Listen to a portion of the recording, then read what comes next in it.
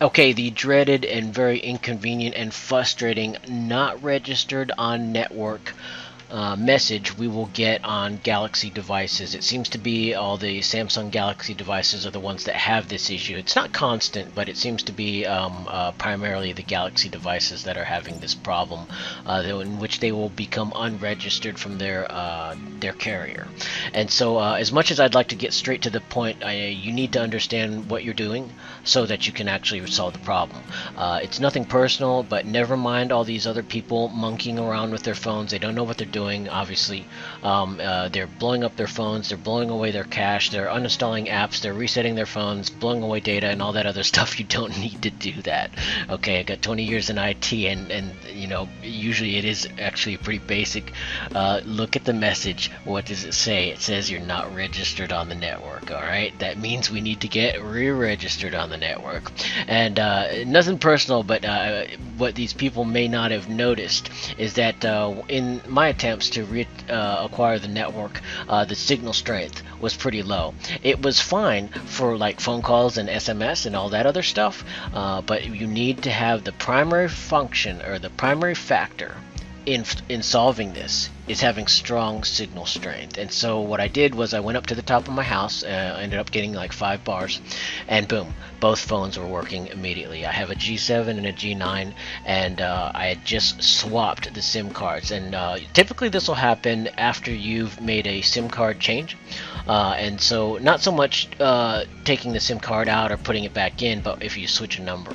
And that's what I did. I had just upgraded from the G7 to the G9, and I finally committed to saying, okay, the G9 will be primary now, and I switched my primary number or SIM card over to that, and that's when I got into this situation. So you need to understand the situation you're in, and that's probably what you're in. Or you got a new phone, it doesn't matter, and you're switching your SIM card into that new phone, and of course you have a new IMEI at that time, and you need to get re-registered on the network. And so for doing this, you need to have very strong signal strength as best as you can. I believe the people that eventually sorted their issue out maybe didn't notice that their signal strength had possibly gone up at that time, and that's why they were able to get registered on the network. And so what you need to do is go into settings. Let's get rid of some of this other stuff. Go into your Android settings. Get on the right layer here. Connections. In settings, you go into connections, and then inside connections you want to go to mobile networks. Inside mobile networks is where you want to go. And so let's go into that menu, and then you should not have to mess with network mode. A lot of people in the videos messed around with that. You might do that as a last resort if the primary method does not work here, but you just want to go straight to network operators. Go into network operators. Once you're inside network operators, that's just a screen in case I wanted to go back to that. Inside network operators, you want to click on search for networks. Okay, on search for networks. So that will be if you're in a strong signal area, as I was on the top of my house, those networks came up very fast. Boom, just boom, boom, boom, boom, boom. They were up. If it's taking you a long time to find those, chances are you're in a low signal area and it's going to be difficult for you to register on that network. And so once again, you need strong network strength in order to re-register on that.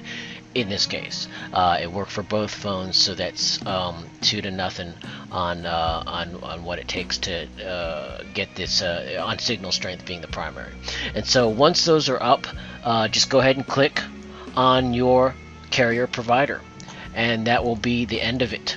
It will say registering on that network, and you will leave that screen, and it'll return to this screen here automatically without any error message. If it fails, it gave me an error message. If you're running a different version of Android, it may or may not do that, but mine went directly back to this screen without giving me the error message of unable to register. So once again, to seal it off, if this is taking you a long time, the searching for networks or select network automatically to bring up this list, if that's taking a long time, move to a better area of signal strength, and that's when you will be able to successfully register on your network. And if you did toy around with your network mode, don't forget to reset that to the network mode of your choice. One tip that you might be interested in to save battery life is I just use 3G all the time. I'm LTE capable, but how often are you actually going to be using that strength of that data?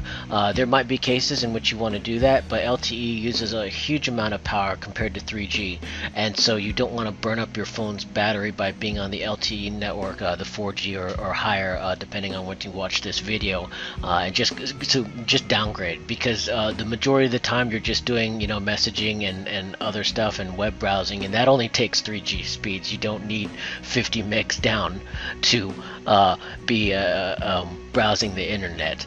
Most of the other end servers won't be doing that anyway. If you're downloading apps even, they won't go that fast on download, so you're really just burning up your battery. That's just a side tip while we're in this area.